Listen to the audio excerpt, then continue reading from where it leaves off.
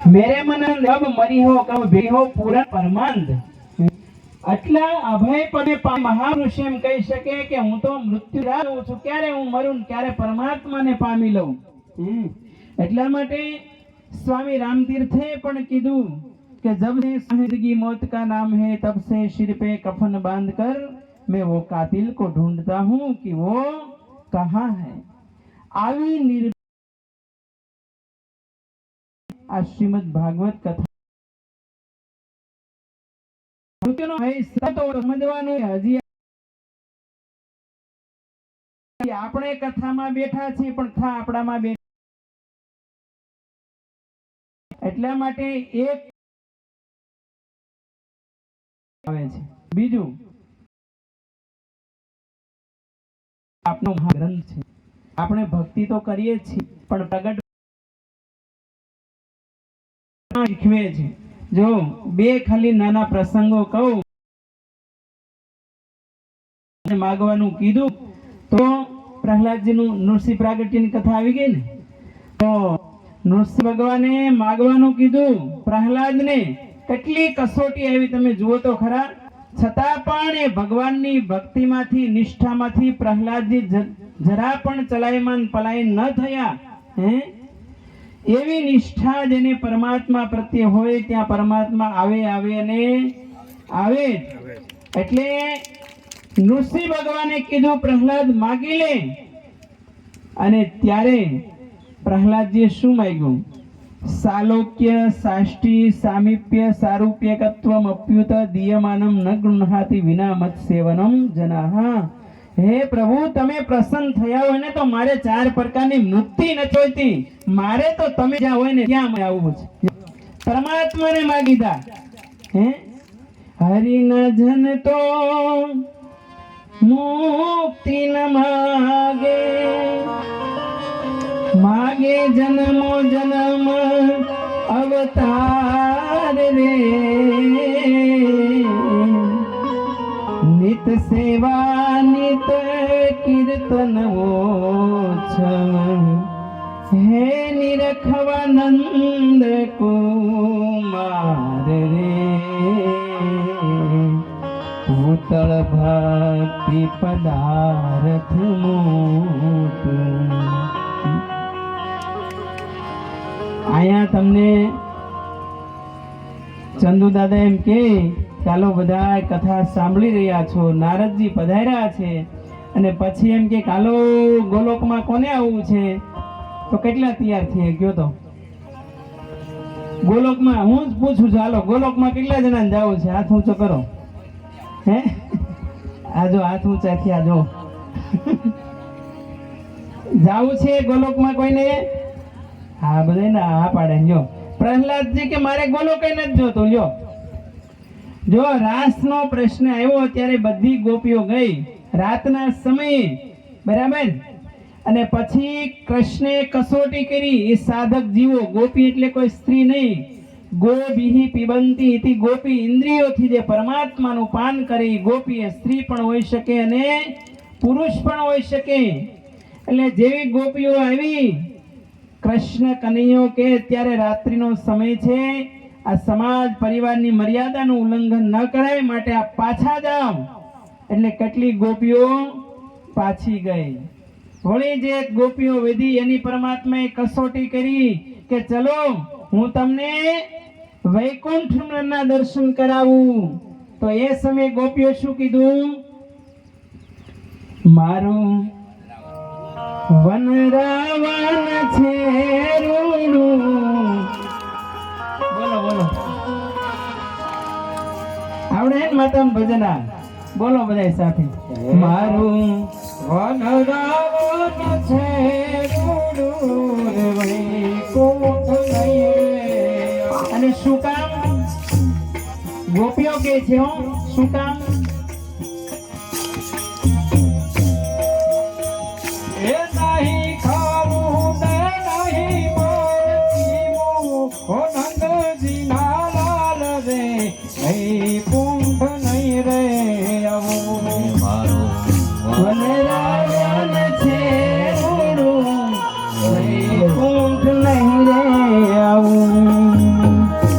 એને રે મારે તગમગ જોવું એને રે મારે તગમગ જોવું નહીં પાઉન નહીં માર પીરો ઓનન જીના લાલ રે એ કુંઠ નહીં રે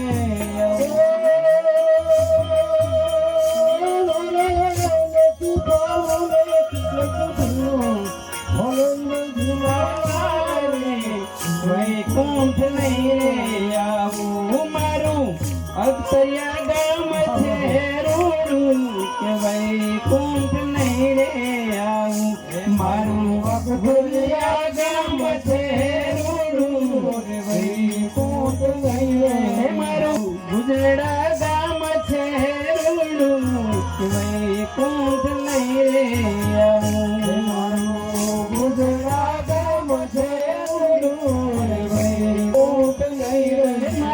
હરિભક્તિ બાપુ છે રૂડા કે વૈકુંઠ નહીં રે આવું ભક્તિ બાપુ જરૂરા વૈકુંઠ નહીં રે આ ગોપીઓ કહે છે હો કારણ કે ન્યા હું ક્યાંથી નંદકુમાર ને લાવું હે ન્યા કદાચ તું આ કનૈયો જાય રાસ રમાડે છે અહીંયા અમારા મટકા ફોડે છે માખણની ચોરી કરે છે વાછરડાઓને ચરાવે છે એ સગુણ પરબ્રહ્મ પુરુષોત્તમ નારાયણ કદાચ ત્યાં ન હોય તો અમારે ધામ નથી જોતો અમારે તો કૃષ્ણ તને જોઈએ છે હે આ છે પ્રગટ ભક્તિ જો ભગવાન ધ્રુવજી ઉપર પ્રસન્ન થયા ધ્રુવને માગવાનું કીધું શું માગ્યું કે મને તો રાજ આપો આ છે સકામ ભક્તિ ને પ્રહલાદજીની નિષ્કામ ભક્તિ છે ગોપીઓની નિષ્કામ ભક્તિ છે એક રાજા તો વિદેશ ગયો અને બહુપત્ની પ્રથા હતી એ સમયે અને વિદેશમાંથી પોતાની રાણીઓને પત્રો લખ્યા તમારે શું જોઈએ છે એટલે બધી રાણીઓ અલગ અલગ લખ્યું કે મારા માટે સોનાના હાર લેતા આવજો બીજી રાણી કે મારા માટે મૈસૂરી સાડી લેતા આવજો ત્રીજી રાણી કે મારા માટે ત્યાંથી એ પાદુકા હારા લઈ આવજો ચંપલ લઈ આવજો આવું લિસ્ટ આવ્યું આખું અને રાજા જેવો પાછો દેશમાં પરત ફર્યો અને રાણી વાસે તો ત્યાં રથ ચાલ્યો જાય છે જેને જે રાણીએ વસ્તુ મગાવી હતી એ વસ્તુ બધી રાજા આપતો જાય છે આમ આપતો જાય છે પછી છેલ્લે જે રાણી હતી ને એ ત્યાં ઉતરી ગયો ને એ રાણીવાસમાં નિવાસ કર્યો અને ત્યાં બધી બીજી રાણીઓ આવી દોડતી કે ના તમે મારે ત્યાં રોકાઓ બીજી રાણી કે તમે મારે ત્યાં રોકાઓ અને ત્યારે પેલા રાજા એમ કીધું કે તમે તો તમને જે વસ્તુ જોઈતી હતી ને એ બધી મળી ગઈ છે તમે તો વસ્તુ મગાવી હતી અને આ રાણીએ શું લખ્યું હતું પત્રમાં કે મહારાજ તમે જો વિદેશ ગયા હોય મારા ઉપર રાજી હોય ને તો મારે કોઈ વસ્તુ નથી જોઈતી બસ તમે આવી જાઓ હે આ છે નિષ્કામ ભક્તિ પ્રગટ ભક્તિ એટલે પ્રભુ સિવાય કોઈની આકાંક્ષા ન રાખે અને શ્રીમદ ભાગવત કથા મને તમને આવી પ્રગટ ભક્તિ એ પીરસનારો મહાગ્રંથ છે જેને શ્રીમદ ભાગવત કથાનું પાન કર્યું હોય ને એને પછી ભીતરના વિષયો છે ને એ નિર્મૂળ થઈ જાય છે પછી વૈરાગ્યમ જ્ઞેયમ અપ્રીતિ શ્રી કૃષ્ણેતર વસ્તુ શું પરમાત્મા કૃષ્ણ સિવાય ક્યાંય એને પ્રીતિ નથી રહેતી આવો એ ભક્તિ આપનારો મહાન ગ્રંથ છે વાલા ભક્તજનો આ ગોકુળિયું ગામ આ બાજુમાં દરિયો અને હમણાં રસ્તામાંથી અમે આવતા હતા અમારે અમને ખાલી સંતોને જોયા ને એ બાપા ગાડી ઊભી રાખો દર્શન કરવા છે એવા બેનો બધા ભાવી લાવ્યા હો કાંઈ બીજી એકદમ જેને નિર્દોષતા કે ઇનોસન્ટ ફેસ હે અને દર્શન કર્યા અને એમ લાગે કે આપણે ગોકુળ વૃંદાવનમાં આવ્યા હોય ને એવું વાતાવરણ અહીંયા આખું આ કુંજરડા અખતરિયા ગામમાં સર્જાણું છે મને તેમ લાગે કે આપણે આમ જો રમણ રહેતી હોય એવું લાગે ને હે આ રમણ રહેતી આ બધા ભગવાનના ભક્તો ગાંડા ઘેલા ભક્તો ગોપીઓ બધાય હે અને આપણા માટે તો આજ ગોકુળિયું ગામ આજ વૃંદાવન હે આ રેતીમાં જે આળોટે હું તો એમ કહું અહીંયા આટલા સાધુડા સંતોના પગલા પડ્યા છે રેતીમાં આળોટો ને તોય મોક્ષ થઈ જાય હે એટલે આ ધામ બની ગયું છે હરિભારતી બાપુના ચરણોમાં અહીંયા રહીને આજુબાજુના જેટલા પણ ગામડાઓ છે ને એના ચરણોમાં થાય એટલી તન મન ધનથી સેવા કરવી આ માનવ દેહ છે બહુ દુર્લભ છે 1,84 પછી આપણને આ મનુષ્ય શરીર મળ્યું છે. શંકરાચાર્ય મહારાજ એમ કહે છે, દુર્લભમ ત્રયમેવેત દેવાનુગ્રહ હેતુકમ મનુષ્યત્વ મુમુક્ષુત્વ મહાપુરુષ સંશયઃ. પહેલો અવસર મનુષ્ય શરીરની પ્રાપ્તિ, બીજો અવસર એ ભીતરની મુમુક્ષુતા. આ ગામમાં કેટલી વસ્તી છે મને ખબર નથી, પણ જેને અંદરથી મુમુક્ષુ ભાવ કે અમારે કથા સાંભળવી છે, સંતોના દર્શન કરવા છે, એ જે મુમુક્ષુ ભાવ જાગ્યો ને, એમ જેમ બેનો ટકોરા મારી મારીને માટલા લઈ લે, એમાં ગામમાંથી વીણાય વીણાય બધા ટકોરા મારીને તૈયાર થઈ આવે ને જે ઘડાવો, એવી રીતે આપ બધા બેઠા છો. જો પાત્ર જીવો, એમાં સંખ્યાબળની જરૂર નથી હોતી, પાત્રતામાં.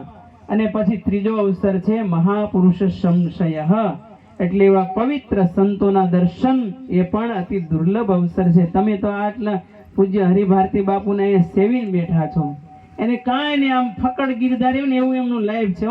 ખેડ ત્યાં સરખેજ આવ્યા હતા, મને કે બાબુ પધારવાનું છે, અને હું જો આવ્યો હોય તો માત્ર ને માત્ર એનો ગાંડો ગાલ્યો પ્રેમ, બસ આ ભાવ જોઈને હું અહીંયા આવ્યો છું. છેલ્લે એક પ્રસંગ કહું કે હસ્તિનાપુરમાં જ્યારે કૃષ્ણ વિષ્ટિનો પ્રારંભ થયો, એટલે કૃષ્ણે દુર્યોધનને કીધું કે જેટલો હસ્તિનાપુરમાં તારો ભાગ છે દુર્યોધન, એટલો જ પાંડવોનો છે, તો અર્ધું રાજ આપી દે. તો કૃષ્ણને દુર્યોધન કહે છે નહીં આપો. તો એક કામ કરે કૃષ્ણ કે 5 ગામડા આપી દે. ત્યારે દુર્યોધને શું કીધું, 5 ગામડા તો શું, પણ સોયના નાકા જેટલી પણ જમીન હું નહીં આપું. કૃષ્ણને એમ થયું કે મેં ઠેઠ દ્વારકાથી ધક્કો ખાધો, આ આપણી ભાષામાં, સૌરાષ્ટ્રની ભાષામાં ભડનો દીકરો કે મારું માન અહીંયા સુધી આવે તોય રાખતો નથી, તો પછી આ સભામાં બેહવાનું શું કારણ? કૃષ્ણ ઊભા થઈને હાલતા થયા, એટલે દુર્યોધન વળી આડો ફેર્યો કે કૃષ્ણ તું જ્યાં જાશો ને ત્યાં જમવાના ઠેકાણા નથી, ત્યાં રહેવાના ઠેકાણા નથી, અને આમ જો આ મારો મહેલ, આ મારો પેલેસ, રાજમહેલ, રહેવા માટે આટલી સુવિધા છે, અને 56 પ્રકારના ભોજનો બનાવ્યા છે, તો તું જમીને પછી જા. એટલે ત્યારે કૃષ્ણે કીધું દુર્યોધન, 2 ઘટના ઘટે ને ત્યારે ભોજન પ્રસાદ લેવાનો પ્રશ્ન ઉપસ્થિત થાય. એક તો જે વ્યક્તિ આમંત્રણ આપે છે એને ભાવ હોય, અને અત્યારે મને ભૂખાઈ નથી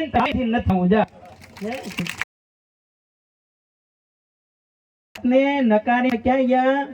વિદુરજીની કુટિયા આવ્યો, અને વિદુરજી તે દરવાજો ખટખટાયો, અને સંતો એવું કહે છે સુલભા દેવી સ્નાન કરતા હતા, કૃષ્ણનો અવાજ સાંભળી અને એકદમ પાગલ બની જાઓ, સમાધિમાં ડૂબી જાય. દ્વારકાનો નાથ મારે આંગણે ક્યાંથી ભાવ સમાધિમાં ડૂબ્યા. પણ એક વસ્તુ યાદ રાખજો, ઘણીવાર તમે પ્રી પ્લાન સાથે મહેમાનો આવતા હોય ને તો બધી તૈયારી કરીને રાખો, હાર ફૂલ શાલ ભેટ આ બધું, પણ ક્યારેક અચાનક મહેમાનો આવી જાય તો કાંઈ વ્યવસ્થા જ ન હોય. કૃષ્ણ અચાનક પધાર્યા અને સુલભા દેવી દોડ્યા છે કૃષ્ણ સ્વાગતમાં. કહેવાય છે કે વસ્ત્રોનું ભાન ન રહે, કૃષ્ણે કામળી ઓઢાડી, અને પછી આમ ઘરમાં દ્રષ્ટિ કરી તો કોઈ વસ્તુ હતી ને, 2 કેળા પીડ્યા હતા. તો ભાવમાં બેનું એવું કેળાને ગર્ભને બદલે કેળાની છાલ કૃષ્ણ જમાડવા મળ્યા.